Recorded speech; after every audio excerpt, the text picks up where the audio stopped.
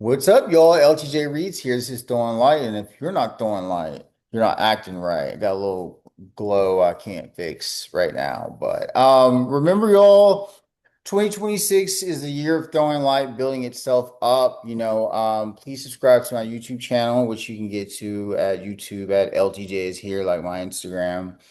All Throwing Light interviews, the Throwing Light tour. We just wrapped up the Throwing Light tour in New Orleans. I believe I will be going to Fort Lauderdale next. Playing in the community, making some movies and television shows, working on that. Things are just going to come slowly but surely, but the steady turtle wins the race, or I don't even know what the saying is really, but slow and steady wins the race, I guess, or whatever. So anyways, please subscribe to my YouTube channel. I'm going to try to figure out a big rollout to do it because YouTube is all new to me, actually, like trying to promote content. So as I figure that out on this journey, wish me luck and start looking out for my little fun projects that I'm putting out.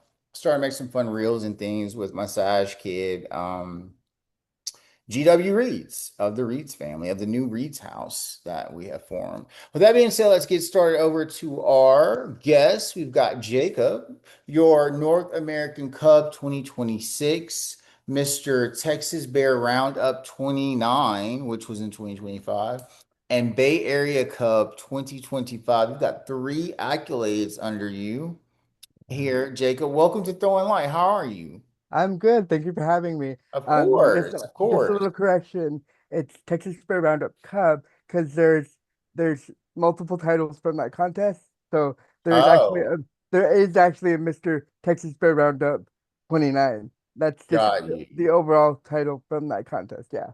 Okay, I got Yeah. you. The overall bear. All Yeah. right, Jacob. Well, I am very interested in what we're going to be discussing. Oh, obviously, I'm ecstatic to have you as, I had a disability in King Panel not too long ago, with quite a few people. And we spoke on that. So I'm always eager to spread light on people in our community that are authentic and that are real, and that are necessary and visible. And so I am a ally of all facets of our community, and I think that we all need to be seen as leaders and in some cases kinky people. Jacob, what brought you into wanting to be a title holder? So in my younger years, I never wanted to be a title holder. Um, in fact, my first TBRU when I was signing up for the event to like participate, I saw in a section for it, and this was back in 2023, was like, would you want to participate in the contest? And I was like, you know what? Let me change my mindset a bit because in my early 20s said I would never do it. So let me do it for fun this one time. I was only gonna do it once for fun. Um I lost because, I didn't know what I was doing and it was my first time going around. But a lot of people afterwards were like, you did well, you should come back and try again. Um, and so so I was like, okay, probably not gonna do it, but thank you for the feedback. Because also a lot of people were saying one key phrase that I kind of hate, but in this instance, I had to take it on the chin and grin and bear it because they were like, "You are such an inspiration," and I'm just like, I'm just a dude in a wheelchair. Like, I don't really see myself as an inspiration, but since I I could be wrong. Anybody out there who's watching, correct me if I'm wrong. I think I was one of the first people with a physical disability who uses a mobility device on that stage. So, I kind of had to accept the praises that they were giving me. Fast forward a little bit. Um Locally here in San Francisco, a friend was like, "Hey, they're doing Bay Area Cub. You should try." So I tried, I lost. But so that's how basically I got into titles. Fast forward a couple years, I started winning titles. Um, and at first I was like, what is real? What what would my platform be if I really wanted to represent the community? And I started to think about it, and I was like, there are a lot of older folks in the community who are disabled, but they became disabled because they got older. There's not really a lot of representation for folks who were born with either the physical disability, adult developmental disability, who are comfortable being out in queer and kink spaces. So I am one of the people that want to represent folks who were born with their disability and have lived with their disabilities all their lives. You know what I mean? Yeah, no, that's amazing. Um, so, look, obviously we have to have the uncomfortable conversations too, here, but clearly, how have you overcome any kind of discrimination or obstacles in the community? Because I know inside our community you can find ignorance. We deal with it, we talk about it on the show, but how did you get the confidence? Sometimes I'm still struggling to find the confidence even after winning.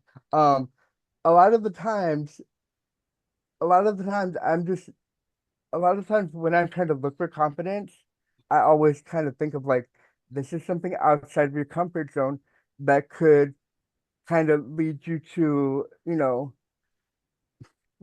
let me try to I'm trying to find the right words because and I also have ADHD, so everything kind of just jumbles I together all at understand. once. So like when I try to find confidence, it's it comes out feeling more like I'm scared, but I'm like I push myself still to do it.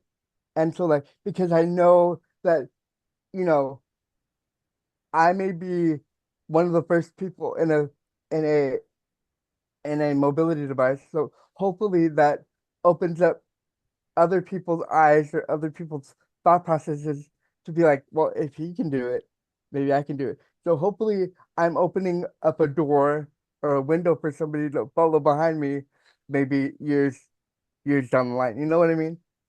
Yeah. Yeah. Okay. So just for our viewers, will you tell us clearly what your disability is? Because we don't want people to assume. So my disability is cerebral palsy. And for people who don't know what that is, it uh, it's it affects um your muscles and sometimes your motor skills. Like I don't know if you can detect, but I have somewhat of a speech impediment, and also like you know, um, like the left side of my body is a lot weaker than my right side because my right side is very more dominant, so I'm a lot stronger on that side. But again, cerebral palsy is not a one size fits all diagnosis. There are there are many different people with cerebral palsy. Like I went to school with two other people who had cerebral palsy, but one was a girl and she just had a small limb, and that was it. So she she still was disabled, but she wasn't as bad as me. And also on the other end, there was another student who was fully in a wheelchair, could not speak and could not feed himself. So it varies between person to person. Um, so okay, but you can also develop it later in life, right? I oh, I should really educate myself because I'm not sure.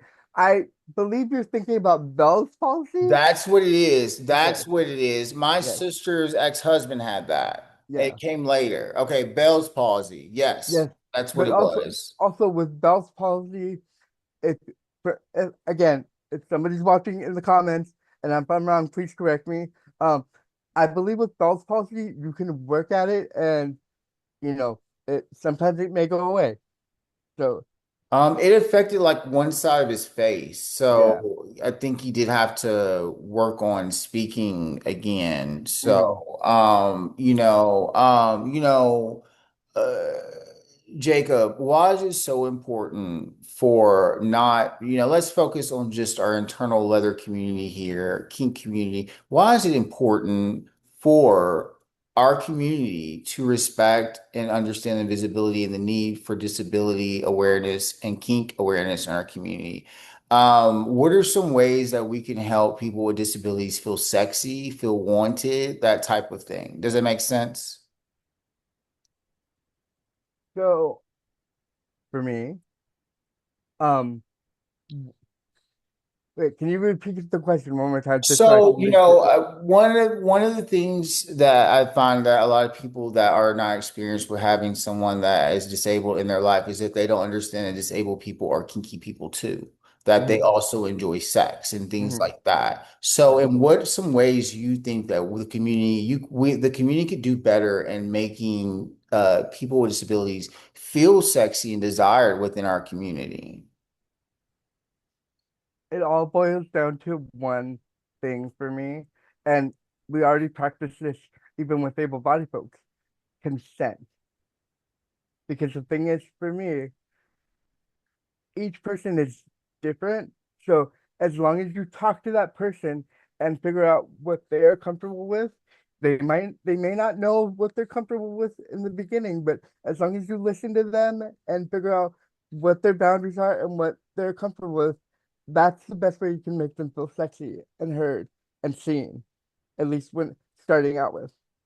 Like, Do you feel that people with disabilities are sometimes treated like fetishes? Like I come from Louisiana in a very racist environment where a black and white dynamic, a white guy to be with a black man can be a lot problematic, especially if you're in a racist environment. So in a lot of ways, black men are fetishized. And where I come from as being, big mans with black dick, big dicks, that type of thing, where I come to Austin and that's not the culture at all. Does that make sense? yeah,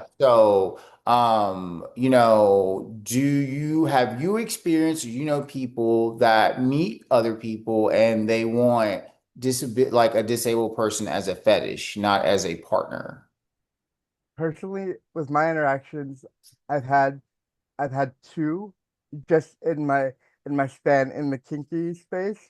Um, Once a guy was just like, you know, not really fetishizing me, but he saw me as something to knock off of a bucket list. Like, oh, Oh, you're a guy in a wheelchair. Let me mess around with you just so I could say I've messed around with somebody with a physical disability. he told you that? Yes, because we set up this date via Growler, and I was like, "Hey, I'm really interested in you. Let's like we have a lot of things in common." And we go out to the Eagle here in San Francisco. We're having a good. I thought we were having a good time. We were having conversation, and then midway through the night, he was like, "You know what? I really can't do this." I go, "What do you mean? Like, did I do something wrong?" Because like a lot of times I just end up talking a lot or get really quiet. It just depends on the way I'm feeling that night. So I'm thinking like I said something wrong or wasn't talking enough because in actuality I only agreed to come out with you because I wanted to, say I've been with somebody with a physical disability or in a wheelchair. So And then the dinner ended like that? yeah, I he left the Eagle and I was just like, all I right, said dinner, cool. I'm sorry, the It, date. The it's date, fine. and then he just left? Yeah. So what happened? Like you became a human being, so he couldn't do it anymore? I I guess so. Because we were That's the only thing I could pick up is that he was having a conversation with you and was realizing that you were a human being. yeah, probably. People are something, I tell you, Jacob. They Yeah. really are. They are I something. I mean, and the opposite spectrum of that, like there are certain people who refuse to see the disability. Like I was on Recon a few years ago, and I was talking to this Dom because well, he thought he was Dom with this Dom, and we were getting into the conversation of like, I'm down to serve you, I'm good with this, and he would he ultimately be like, well, to better serve me, you need to get out of that chair. I think you need to go to more physical therapy because to better serve me, you need to be able to move around better. And so, yeah, I get people like that too. So it's What? yeah. I wish the profile was still on the recon, and I wish I took screenshots because that was wild. Huh. And I thought getting death threats on Grindr was the highlight of my. The messages I get just because of my disability are wild sometimes. Yeah, People don't know. People just don't know. They just yeah, don't know. They don't yeah, know anything. yeah. No, You know what I'm saying? And then if yeah, they don't have experience with it, they don't even know how to engage. People do not know what to do when someone's different than them or they yeah, perceive as someone being different. mm-hmm, And it's so crazy because there are so many ways in which we are internally disabled mm-hmm, or weird or awkward mm-hmm. that we never talk about. But when someone has a physical disability or something that we can see, we like people are conditioned to think that somehow they're normal and that other person isn't. When we Yeah, know that there are, wackos wearing suits to work every day. yeah, You know what I'm saying? Um, when I hear stuff, I wish there was something I could do. And what I mean by like that, I just want people to like be open to connections with people because I feel like a lot of people, and I'm not that I'm some big believer in romantic love or things like that. I'm really not built that way. But I get love. I get people wanting to be loved. I get that. I yeah, understand that. And I think that people miss out a lot on connection because of these rigid ideals that they bring. Like clearly, there are white men that only date white men that are yeah, hairless, smooth, but like, and that's it. You know what I'm yeah, saying? That and to them, if they've got that physical thing, but does that make their relationship better? That yeah, type of thing. People are willing to sacrifice a chance of true love. And I think when it comes down to a lot for sex, but people forget that, some people can't have sex, some people aren't interested in sex, and some people lose the function of sex. So what yeah, you gonna do? What you gonna do then? yeah, Because there's so many people that have built their lives around sex, especially in our community. mm-hmm, Again, I am not built that way. And I think that we should enjoy our pleasures and things like that. But mm-hmm, sex is not forever. It can't yeah. be. And for some of us, it was a never.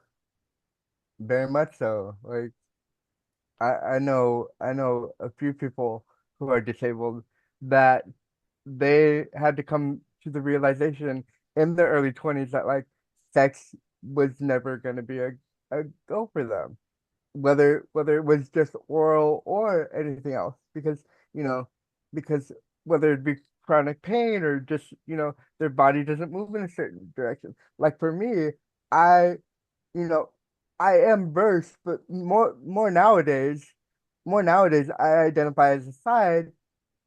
How how how graphic can I get? Like, with all due respect. Um, I don't know. You're the first person to ask that Okay, okay. Well, question. because like the well, this is not marketed towards children, so okay. Well, no, because again, I know some people get squeamish about certain things, so like I just if wanted to. I guess, speak of it as eloquently Okay, as possible okay, without being pornographic. okay. So for with me, a lot of the times, guys assume that I'm just a bottom and they want to talk to me just because of disability. But at the same time, I'm like, if you want to go that route, I can't clean out on my own. And like, yeah, I have an in-home care provider, but like that's that's not in their job description. I can't be like, hey, a guy's coming over tonight, so like, can you help me clean out? Like that's not really in their job description. So most of the time I'm like, if you want to go down that route, you'd have to be open and willing to help me clean out. And a lot of the times, some of those guys are like, yeah, that's not for me. I'm like, all right then. Like that's something. that's the territory that comes with you wanting to either mess around or see somebody who has a disability. Yeah, yeah, yeah. No, this is a great conversation to have. More of this. Yeah, No, people need to hear this. Matter of fact, let me tell you something. I've been doing Throwing Light. This is episode 169, and this is what Throwing Light's about right here. This is the yeah, type of people I want on my show. People like you, because this is what we need. We need this. We need to hear this. Hear what you go through, what we challenge through. See how you're just like the rest of us. Like yeah. everybody needs to hear this. And so, because you know what? It's,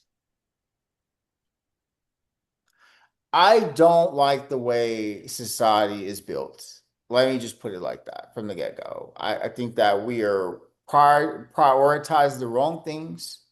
I don't think that we are conditioned to treat people well. As you can see, like in popular culture, the way that we love to bash people when they fall down.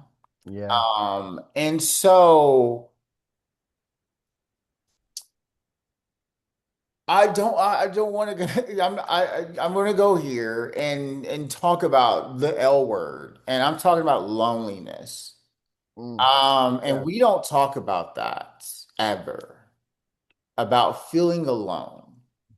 And surely when you're born with a disability like cerebral palsy, you feel like you're the only one, right? And until you meet people like you. I mean,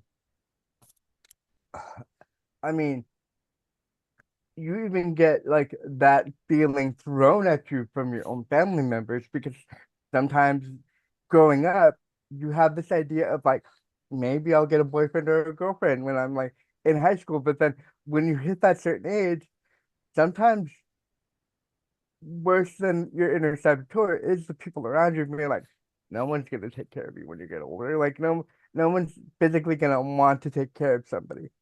And so like you're dealing with not only what you hear on the inside, but from people around you. So like yeah, you you have to deal with a lot of loneliness. And sometimes, you know, I also have depression and I've been medicated since I was 15, but sometimes there are those days where I'm just like, you know, I know I'm not alone, but I feel lonely as hell. You know Yeah, what I mean? of course. Of So like course. so I Look, and hey, I feel lonely. So yeah, it doesn't there I don't, that's something that every human being feels. yeah, I wish that we could connect on that yeah, because sometimes we know we're in a room full of people and we still feel alone. yeah. So So I yeah. want you to know that I am 100%. I am here for you. I am your friend. I look forward to meeting you in person. Well, we have met. I was just that's right. I met you at the Throwing Light panel. Yeah. I know, yeah. And Yeah. so I would love to. I did dawn on me because I was in the Bay Area, of course. Yes, Yeah. we met. But what I mean is that I would love to be a part of your journey.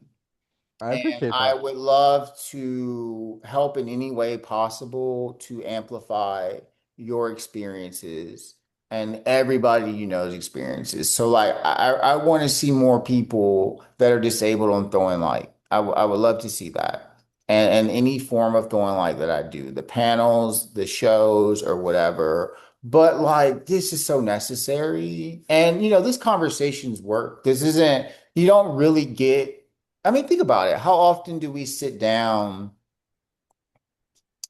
I mean, we go to it, we travel to our events because that's like our lifeline, right? Yeah. Because we know that, there's a chance if I show up to this Leather Kink event, they're going to have a panel about me or something I'm going through, right? But that's not always the case, you know Yeah. what I'm saying? I think there just needs to be more disability awareness across the board. Because also there are people with disabilities you can't see, you Yeah, exactly. know. HIV is technically a disability. But I mean, different circumstances. But I just wish that human beings could get to the point to know that everybody's life has some obstacle of struggle in it. And if we could kind of just bond, some of the struggles we can see and some of them we can't see. A lot of times we can't see people's struggles. Like you obviously have much going on that I can't see, as I have stuff going on that you can't see, Hmm. as in the whole entire 8 billion people that are on this planet are struggling in some way. But why is it, do you think, Jacob, that we are accustomed as not just a community, but as a species of humanity, why do we want to make the struggle harder for others?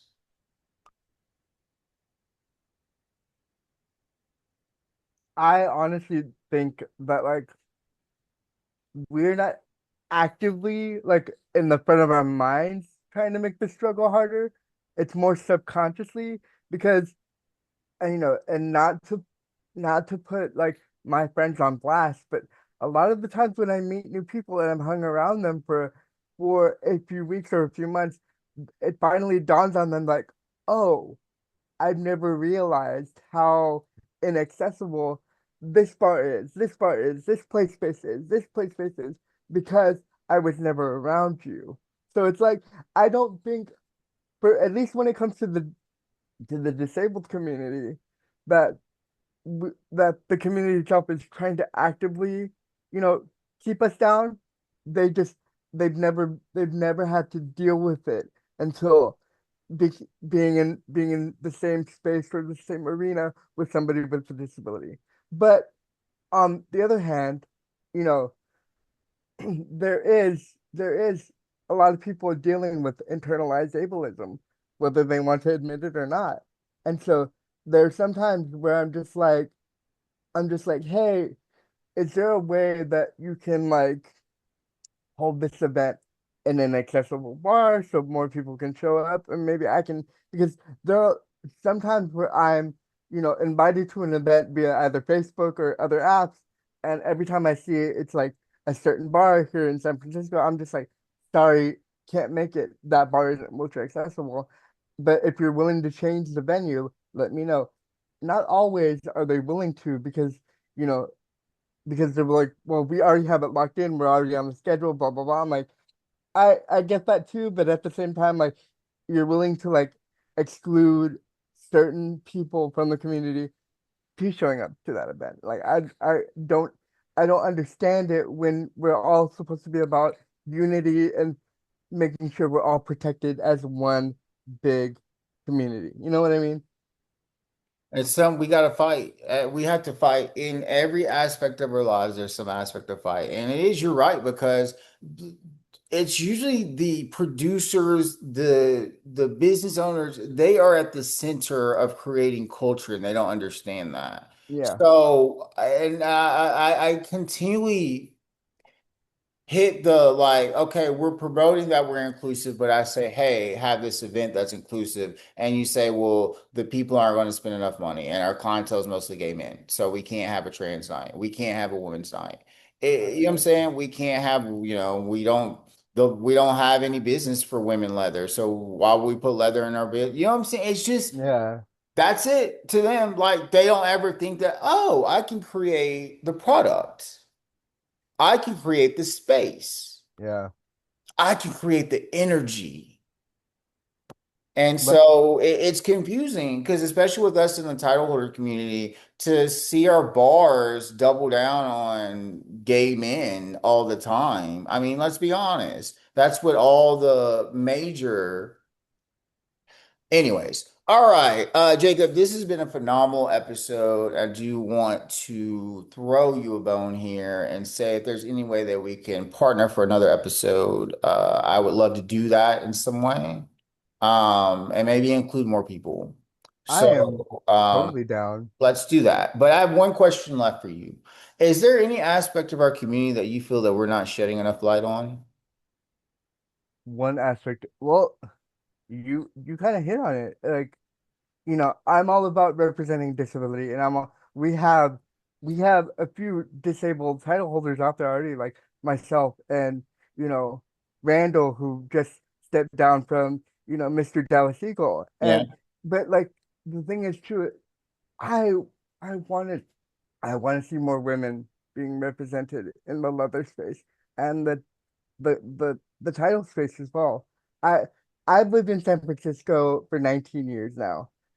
I have yet just I've never been to a lesbian bar. I want to go, but I I don't even know if they exist in San Francisco, and that could just be me not knowing where they are here. But again, I want to see more representation for our femme and femme presenting folks in the leather and even in the bear scene. Like bear femme bears are on the rise, and I just need them to be more welcomed into the bear scene as well because yes, the bear scene was, you know, brought in to promote masculinity and not, to present the twink ideal body type. But at the same time, women do identify as bears now, and we need to see more women in that space as well. So I would like to see more women represented in these spaces.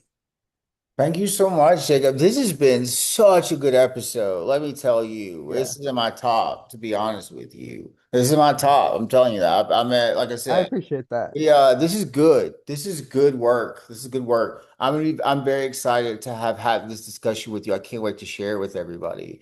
Well, Jacob, there's one last thing that you have to do before I let you go. Okay. I'm going to count to three, and then you're going to say if you're not throwing light, you're not acting right. You ready? All right. One, two, three. If you're not throwing light, you're not acting right. There we go. All Thank you right. so much for such You're an welcome. amazing episode. Amazing episode.